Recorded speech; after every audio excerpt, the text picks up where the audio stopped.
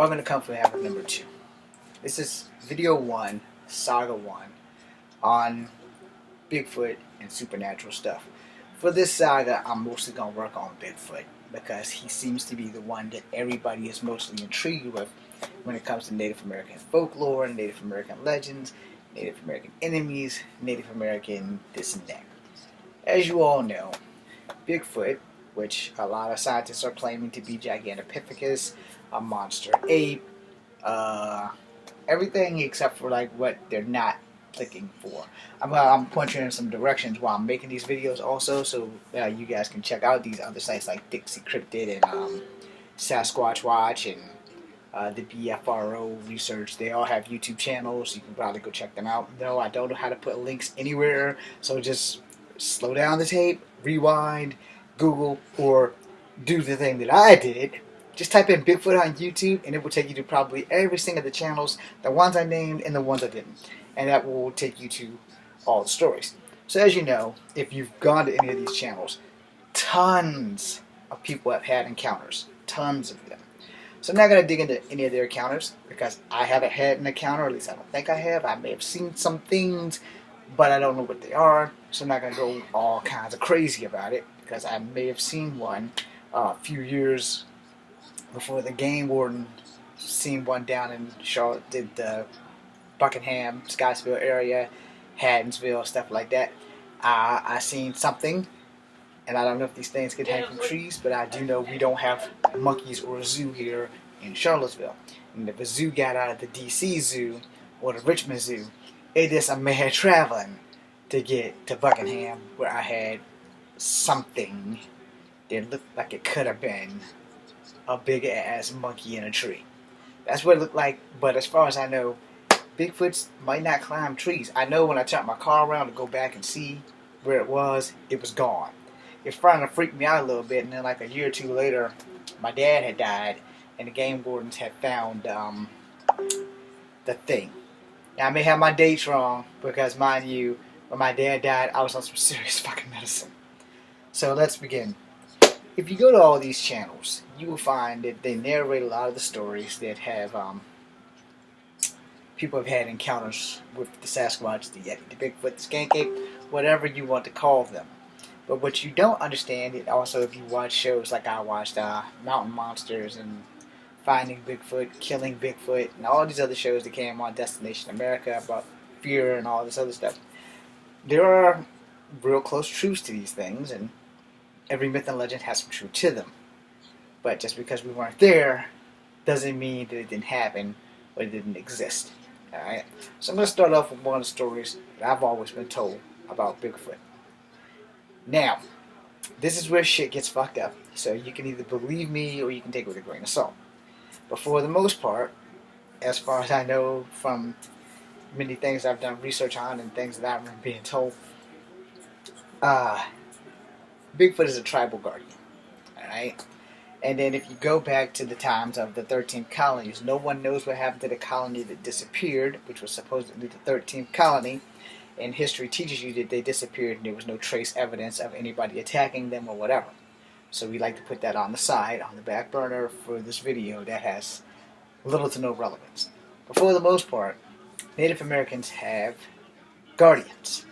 Now, before this time, the Guardians were supposedly their enemies, air quotes. The reason why I did that is because, as I said at the beginning of the intro video that is not in this video, that every myth and legend has some truth to it, and every myth and legend changes tribally. If we got on the Thunderbird, or we got on Coyote, depending on who you would ask, the Thunderbird was a threat to all, or just a threat to the non-Native American culture. If you get on Coyote, he was a hero or a pest, again, depending on which tribe you talk to. So I haven't really decided if I'm going to make 3 videos or I'm going to make 5 videos, but we're going to talk about this really cautiously. We're going to tread through really thin water because some people don't have thick skin. When you get into Native American folklore, Native American legend, and if you check out some of the shows that I mentioned, some of them have talked to other Native Americans, which have said, in both cases, that Bigfoot is a guardian or Bigfoot is a menace. And the more you travel from tribe to tribe up and down the eastern seaboard, you get a share of cooperation on both of that.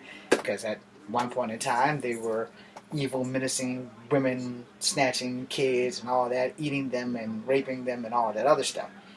And as time goes on, as the Europeans come in, they became more of the protectors, etc., etc. Like I said at the beginning of this video, all that shit changes tribally.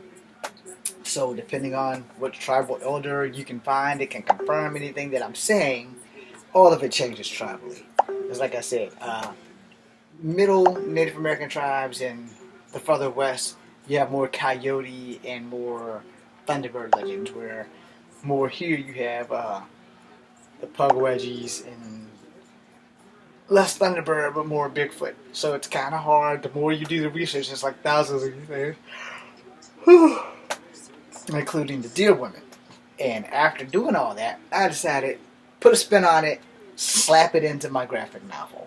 Alright, which the Native American heroes are pretty much the gods in the thing. But there are other gods, Shangri-La's mentioned and all that. Again, not here or there. But the whole point is that each myth and legend, which comes from each tribe, changes. It's kind of like if I said, the sky is purple, it's a nuclear winter. And the next person I pass it to only quote the part about the sky being blue, nuclear winter. See what I did there? Now you see why tribal legends change. So, Bigfoot menace, Bigfoot hero. You kind of have to look at it from both sides. If you watch all the sci-fi movies that sprouted out in the middle 2000s, early 2000s, middle 2000s, when sci-fi started exploding with all these other things, including Farscape and other TV shows that tend to end or get canceled and land on a cliffhanger, and you get pretty much fucked because you're into the show and it's gone. Most of those movies, the Yeti, or the Abominable Snowman, or Bigfoot, they're all bad guys. You never see them as the heroes that some Native American tribes portray them as. And the reason that is because 9 times out of 10, when the Native Americans were at war with them, that's when they were villains. Again, changes tribally. When the Native Americans were at peace with them, the Sasquatches only seemed to go after the Europeans. So that being said, if you ever look at all these videos, they don't really identify the ethnicity of the people who are turning in their stories. However, you seem to have more reports from European people or white people, depending on how you want to look at them, try not to be racist, who tend to have more stories in America and South America of their Bigfoot encounters. Where if you go to the old country, you have more or less Asians that experience the Abominable Snowman of Nepal. I don't really know if there's anything like that in the Gobi Desert, because that's that big desert over there.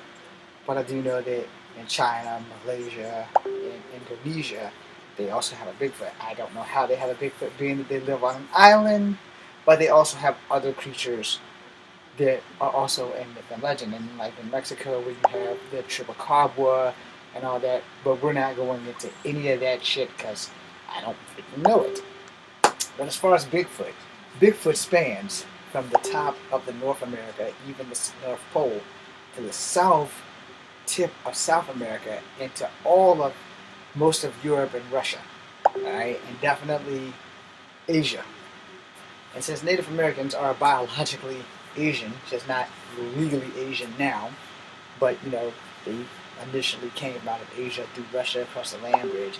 There are many stories about that before the Great Splinter, and there are some tribes that will tell you that they were actually maybe hunting the Sasquatch. But here's the thing.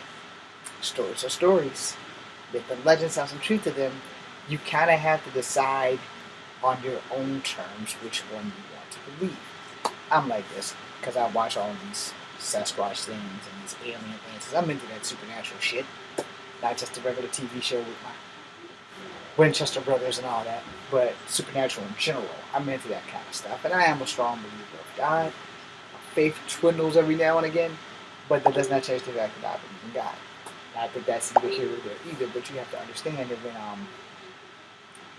when you're doing certain things in the world, you have to understand how the world works. Myth and legends have truth to them because no one can prove that they do or don't exist. Alright? Now with the Sasquatch thing, there have been lots of cover-ups, the same thing with crop circles and things like that, where they've had people who have literally cast big feet and went out and just placed them places, and people had believed it. There was an old man on TV who said he did it, and then he died. You know, there was another old man who said that he did it, and he did the crop circles and all the designs and all that crap. And it just all depends on how you look at it and who tells you what. I know you see them damn lights.